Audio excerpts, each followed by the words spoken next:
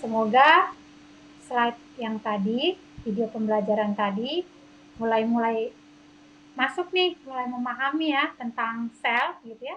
Karena memang mempelajari sel ini sangat menarik gitu, dan sel ini yang menjadi inceran para sains gitu ya, atau yang disebut saintis ingin merusak sel gitu. Kenapa? Karena di dalam sel itu ada DNA gitu, dan di dalam DNA itu ada apa ya, kita kan ciptaannya Tuhan nih gitu, jadi di dalam DNA itu merefleksikan Tuhan gitu, ada kodenya gitu, dan ya dunia ingin mengambil atau merubah DNA tersebut gitu. Nah, jadi mempelajari sel ini sesuatu yang sangat menarik. Nah, sekarang kita melihat peran sel dalam tubuh. Nah, di awal-awal saya telah mengatakan bahwa sel itu ada puluhan triliun. Ada yang 75.000 triliun, ada yang 80, ada yang 100, tergantung volume tubuh orang itu, ukuran tubuh orang itu. Tapi rata-rata ya orang dewasa itu ya 75 triliun sel. Nah, dan setiap sel itu karakteristiknya beda-beda gitu ya. Dan fungsinya, perannya juga beda-beda gitu. Kalau tadi di awal dikatakan bahwa sel itu seperti kota. Nah, jadi kalau kota kan ada banyak departemen, ada banyak bidang, ada banyak vendor-vendor, ada banyak masyarakat, ada banyak bangunan. Nah, itu sangat kompleks gitu ya. Nah, lalu tiap-tiap itu bagian itu berbeda-beda. Nah, demikian juga di dalam sel. Dan hari ini kita belajar tentang peran sel. Nah, pertama-tama itu sebagai apa perannya? Sebagai sistem transportasi dan gudang. Nah, penyimpanan gitu ya. Sebagai sistem transportasi dan gudang. Nah, dan ini yang mengerjakannya itu adalah vesicles gitu, cell vesicles gitu, material dari Golgi apparatus. Nah, coba kita lihat slide yang tadi ya, yang warna ungu ini disebut Golgi apparatus. Nah, itu ada disebut secretory vesicle. Nah, ini yang bulat-bulat gitu ya. Lalu ada newly forming vesicle. Jadi vesicles yang dibentuk yang baru gitu kan. Nah, itu dia keluar dari sini gitu, keluar dari yang apa ya, kayak lobang lah gitu ya, lobang yang situ dia, dan ini menghasilkan Golgi apparatus ini menghasilkan vesikel gitu. Jadi vesikel yang udah dikeluarkan itu yang ini, yang bentuknya bola-bola kecil yang di luar dari Golgi apparatus. Nah dia keluar dari mana? Di sebelah kanan ini kan ada ujungnya gitu, yang kecil. Nah itu kayak mulutnya lah ya, mulut Golgi apparatus. Nah dia akan keluar dari situ. Nah lalu si secretory vesicle ini, yang vesikel yang dihasilkan dari Golgi apparatus ini yang kita pelajari, dan itu mereka bersifat seperti transportasi gitu dan sebagai gudang. Nah dia ini, si vesicles ini itu membawa material yang dibawa tadi apa, misalnya asam amino, protein yang tadi kita sudah pelajari ya,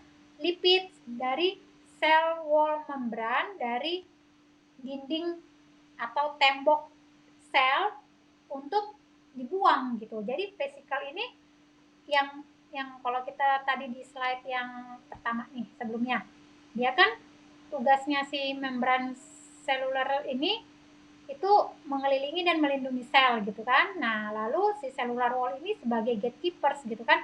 Mana yang menerima, lalu mana yang dihalangi gitu kan.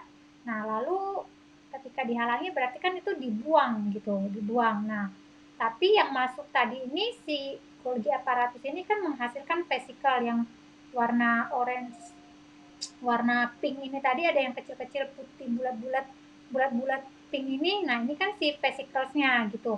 Nah, apa yang tadi di sama si Golgi apparatus ini yang tadi dikumpulkan, diubah, disusun, didistribusikan gitu kan. Nah, itu kan nggak semuanya yang kepake gitu kan, nggak semuanya yang kepake. Nah, ada yang dianggap sebagai material sampah gitu, atau ya produk-produk sisa, yang produk yang tidak bisa didistribusikan ke dinding, ke inti sel. Nah, jadi si vesicles itulah itu membawa material tersebut keluar dari dinding sel, dari security, gerbang security tadi gitu, untuk dibuangnya. Lalu setelah itu salah satunya kan dia membawa, nah dibuang, dia kan dibuang. Lalu tugasnya yang lain itu ya sebagai tangki menampung gitu.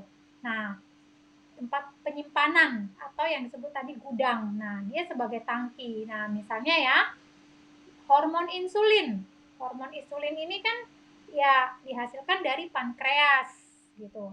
Nah, hormon insulin yang dihasilkan dari pankreas ini itu disimpan di vesicles. Di vesicles itu, nah di pankreas itu kan tadi dibilang kan banyak Golgi aparatus ini itu banyak ditemukan di pankreas, di kelenjar ludah, di hati dan organ gitu kan. Nah, jadi hormon insulin tadi itu disimpan di vesicles. Nah, di dalam beta cells. Beta cells itu ada di pankreas. Nah, jadi ketika itu disimpan, dijadiin sebagai cadangan gitu. Jadi nanti ketika gula darah naik gitu ya, gula darah naik, nah vesicles itu melepaskan insulin tadi gitu dari pankreas. Nah, dilepaskan nih si vesicles, si insulin tadi gitu.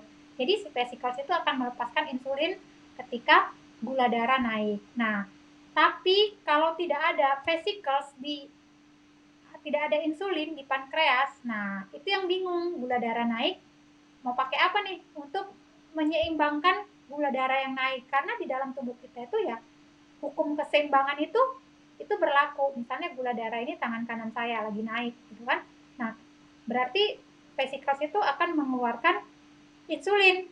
Nah, dikeluarkan. Nah, sehingga ketika insulin naik, si gula darah yang tadi tinggi itu pun jadi turun, jadi stabil gitu kan. Ada apa level kestabilan. Nah, masalahnya ketika pankreas lagi lemah gitu ya, ketika pankreas lagi down, lagi rusak gitu, si vesicles ini nggak bisa menyimpan insulin gitu, atau nggak ada insulin yang dia simpan di pankreas. Akhirnya apa? Ketika gula darah naik, ya susah gitu. Bagaimana menstabilkannya gitu? Karena nggak ada insulin cadangan di pankreas. Nah, ini yang menjadi masalahnya, yang menjadi problem. Nah, jadi diabetes itu kenapa terjadi itu karena gula darah tinggi. Nah, gula darah tinggi. Nah, kenapa gula darah tinggi? Karena pankreas tidak menghasilkan insulin. Nah, tidak ada cadangan insulin di pankreas, sehingga ya tidak bisa menstabilkannya. Lalu kita dengan panik gitu kan, buru-buru ngambil obat dari kimia, dari apotik, namanya metformin lah, glukopak lah, apalah, minum diabetasol gitu kan, karena kita ya panik, bingung gitu, oh ini obat gula darah, glukopak gitu kan, untuk menurunkan gula darah kita. Nah, padahal ya kita tahu itu bahan-bahan kimia tadi itu makin memperberat organ-organ lain gitu, karena drugs itu merusak sel gitu.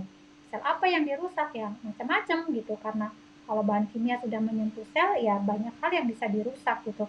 Cuman memang dalam anugerah Tuhan nggak semua sel itu langsung mati 75.000 sel gitu, enggak gitu, pelan-pelan gitu, kayak silent killer gitu.